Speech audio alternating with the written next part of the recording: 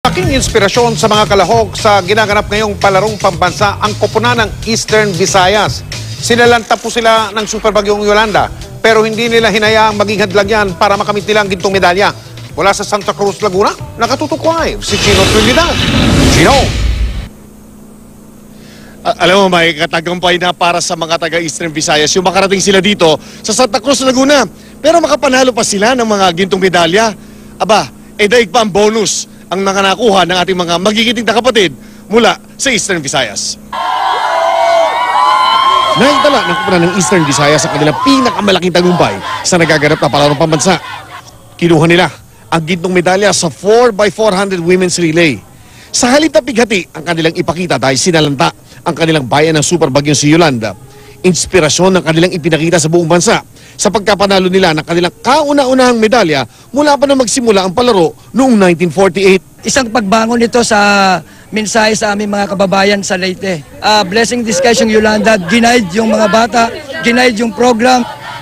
Sa apat na napiling ipakita ang tunay na pag-ahon ng Eastern Visayas mula sa trahedyang iniwan ni Yolanda, walang makikita na bahid ng kalungkutan sa kanilang mga mukha. Para po din to sa lahat na Region 8, ginawa namin to dahil gusto namin mapangat ang Region 8 kasi noon kulilat kasi. Kaya ngayon, babawi din kami kahit nasa lanta po kami.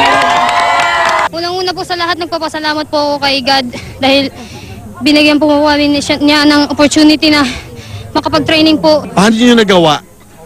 Nasa gitna ng lahat ng devastation sa paligid nyo, yung mga ibang namatay na doon, nakakalat, nagawa niyo pa rin mag-training. Paano niyo nagawa yun?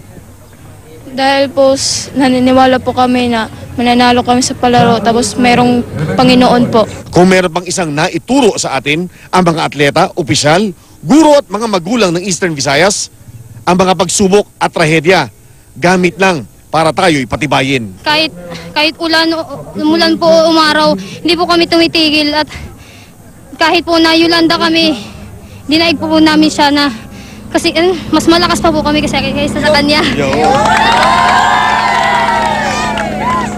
Sabi ng ilang mga atleta ating nakausap, parang kasama daw nila yung 15 sa mga kakampi nila na dapat kasama nila sa Santa Cruz na naging bahagi ng trahedya o statistics doon sa dinaanan nitong si Yolanda noong nakaraang taon sa lugar po ng Eastern Visayas. Mike?